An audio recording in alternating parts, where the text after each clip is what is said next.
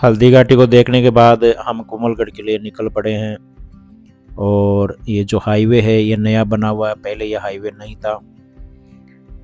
ये जो हाईवे है काफ़ी बढ़िया है, काफ़ी चिकना है, गाड़ी स्मूथ चलती है। लेकिन ये है कि यहाँ पर थोड़ा मोड़ का ध्यान रखना पड़ता है, गाड़ी कंट्रोल से चलानी पड़ती है, क्योंकि यहाँ पर पहाड़ियाँ बहुत ज़्यादा है तो मोड़ भी बहुत ज़्यादा है।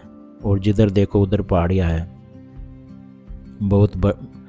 बहुत ही शानदार नज़ारा है। और बारिश के दिनों में तो ये बहुत ही बढ़िया शानदार नज़ारा हो जाता है, क्योंकि झरने नाले ये देखने को मिल जाता है और हरियाली बहुत ज़्यादा हो जाती है यहाँ पर। और ये जो रास्ता है ये नाथद्वारा से कोमलगढ़ को जाता है, केलवाड़ा होते हुए कोमलगढ़ जाता है। यही रास्ता चारभुजा भी जाता है। बीच में ये अमरचंदिया तालाब, कठार, ये बीच में आएंगे, फिर केलवाड़ा आएगा, फिर कोमलगढ़ आएगा। एक दूसरा रास्ता और भी है नाथद्वारा से समीचा होते हुए, लेकिन वो रास्ता इतना इस हाईवे जितना बढ़िया नहीं है। तो ये रास्ता लंबा ज़रूर पड़ता है, लेकिन समय ज़्यादा नहीं लगेगा उसमें। और दूसरा क्या है कि जो पहाड़ियों का जो मनोरम दृश्य है वो देखते हुए आराम से जा सकते हैं। अब यहाँ पर जो ये आसपास में जो पहाड़ियाँ है इसमें फ्रूट्स के पौधे भी बहुत हैं। यहाँ पर सबसे ज़्यादा सीताफल के पेड़ पाए जाते हैं और नेचुरल तरीके से उगे हुए। आम के पेड़ भी मिल जाएंगे नेचुरल तरीके से उगे हुए। तो यहाँ पर जो अंदर है फ्रूट के पौधे भी काफ़ी है यहाँ पर। और ये जो अरावली पर्वत श्रेणी कहलाती है ये। और यहाँ पर आगे बनास नदी भी आएगी। आगे जो बनास नदी में जो दो नाले हैं, गोगुंदा का पानी और सायरा का पानी, यानी गोगुंदा पठार और सायरा का पठार का जो पानी बहकर आता है वो यहाँ कठार में आकर मिलता है। जंक्शन पॉइंट है कठार, और वहाँ मिल करके बनास नदी आगे निकल जाती है नाथद्वारा की साइड में। तो अब ये थोड़ी देर में ये जो कठार का क्षेत्र है वो आने वाला है। ये कठार का क्षेत्र ये जो संगम वाला पॉइंट है वो थोड़ी देर में आने वाला है।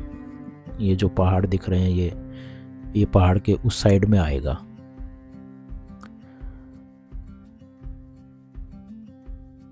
तो यहाँ पर मोड़ ज़्यादा है और बढ़िया नज़ारा है। आकाश यहाँ पर बहुत साफ है, क्योंकि चारों तरफ हरियाली है, प्रदूषण नहीं है यहाँ पर। पेड़ पौधों का ये फ़ायदा रहता है कि प्रदूषण नहीं फैलने देते। देखो कितना साफ आकाश है। ये बनास नदी आ गई। ये बनास नदी का संगम है। ये गोगुंदा और सायरा का पानी यहाँ मिलता है। तो ये पानी दिख भी रहा है। ये साइड में धारा अभी नदी कम बह रही है और इधर ये नाथद्वारा साइड में चले जाती है मचिंद होती हुई। भागीरथी डैम आएगा पहले। ये भागीरथी डैम इसी बनास नदी पे बना हुआ है। तो यहाँ पर संगम स्थल है। ये देखिए यहाँ पर ये जो पुल बना हुआ है उसके नीचे से ये देखिए इधर साइड में गोगुंदा की तरफ से ये पानी आ रहा है। गोगुंदा की तरफ से आ रहा है और ये गोगुंदा की तरफ से आ रहा है और इधर ये सायरा की तरफ से आ रहा है। ये गोगुंदा और ये सायरा की तरफ से पानी आ रहा है। तो यहाँ जब ये जो पुल बना हुआ है यहीं पर संगम है, फिर पानी इकट्ठा होकर के बनास नदी आगे बढ़ जाती है। तो अब जो बनास नदी का जो संगम था वो क्रॉस कर लिया। यहाँ आने के बाद में ऐसा लग रहा है कि हम हिमाचल में पहुँच गए। चारों तरफ हरियालियाँ, पहाड़ियाँ और बहुत ही सुंदर नज़ारे यहाँ पर। मान सकते हैं कि ये तो राजस्थान का हिमाचल ही है एक तरह से, क्योंकि ये पहाड़ी क्षेत्र है।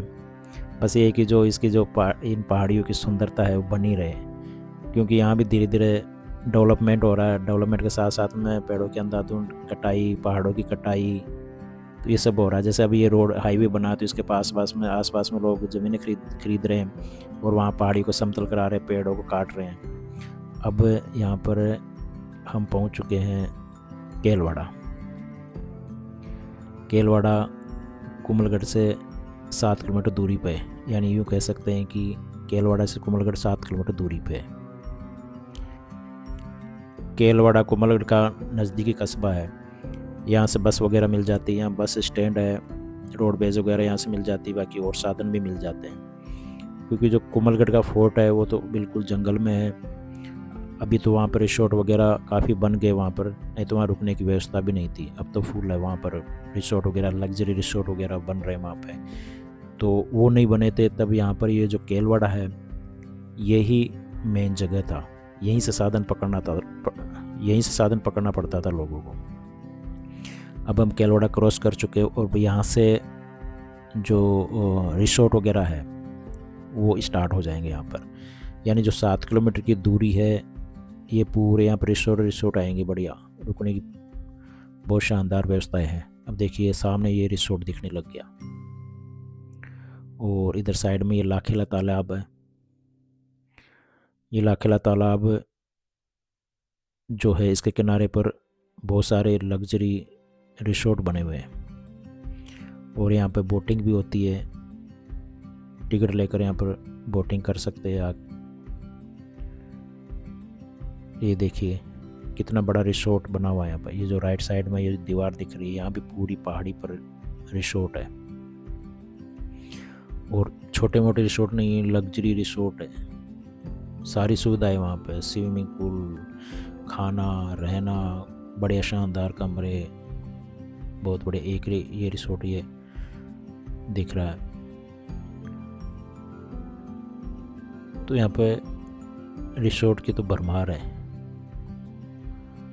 रिसोर्ट की वजह से तो यहाँ पे जो ज़मीनों की कीमत है ज़बरदस्त बढ़ गई। एक बड़ा जो सिटी है उसके बराबर यहाँ पर ज़मीनों की रेट है। ये तालाब है, लाखेला तालाब है और इसके किनारे जो रिसोर्ट बने होते हैं उसका जो तालाब का व्यू है बहुत ही शानदार आता है। यहाँ पर जितने भी जो रिसोर्ट है उनकी ऑनलाइन बुकिंग करवा सकते हैं। और ये जो बोटिंग का जो पॉइंट है यहाँ से टिकट मिलती है बोटिंग की। तो मैं ये कह रहा था कि जो रिसोर्ट है उनकी बुकिंग ऑनलाइन हो जाती है। ऑनलाइन उनको देख सकते हैं कैसे कमरे हैं, क्या रेट है, क्या क्या वहाँ पर फैसिलिटी है, वहाँ पर रेस्टोरेंट उसमें है कि नहीं है, सारी चीज़ें वहाँ पर ऑनलाइन सारा देखने को मिल जाता है। और ऑनलाइन बुकिंग करवा सकते हैं पहले, क्योंकि कई बार ऐसा होता है सीज़न के समय में काउंटर पे बुकिंग नहीं होती है, सारी एडवांस बुकिंग हो जाती है। तो ज़्यादा बढ़िया रहता है कि ऑनलाइन पहले ही बुक करवा लो, या तो कॉल करके या ऑनलाइन कैसे भी पहले बुक करवा लो। यहाँ पहुँचने के बाद में सोचो तो मुश्किल होता है। सीज़न नहीं हो तो मिल जाएगा, लेकिन सीज़न के टाइम पे बहुत दिक्कत होती है। तो हमने तो क्या पहले ही जो रिसोर्ट है बुक करवा लिया था ऑनलाइन। और ये जो कोमलगढ़ का जो एरिया है वो बाकी क्षेत्र से ठंडा रहता है। ये गर्मियों में भी बहुत ठंडा रहता है। बाकी जो और राजस्थान है उसमें टेम्परेचर ज़्यादा रहता है, लेकिन यहाँ आने के बाद में महसूस करेंगे कि यहाँ पर बहुत ज़्यादा मतलब उस और एरिया की बहुत ज़्यादा ठंडा है ये। यानी एसी की भी बहुत ज़्यादा ज़रूरत नहीं पड़ती रात को,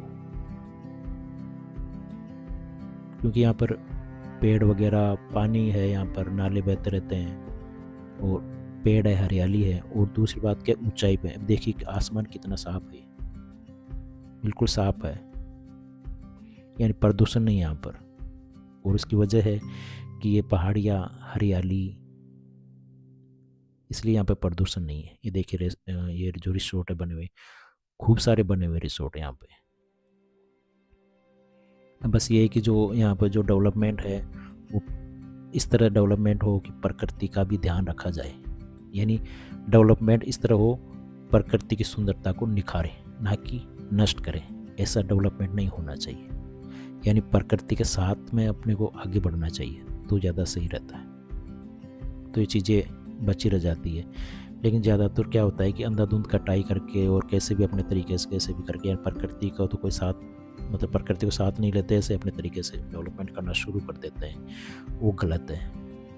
ये चीज़ नष्ट होगी तो फिर अपन देखने क्या आएंगे भाई। वो एक सिटी से हम बाहर जंगल में इसलिए आते हैं कि अपने को एक अच्छा नज़ारा मिले। इस साइड में देखिए नाला है गहरा, और ये जो कुंभलगढ़ अभ्यारण्य है उसका क्षेत्र शुरू हो गया यहाँ पर।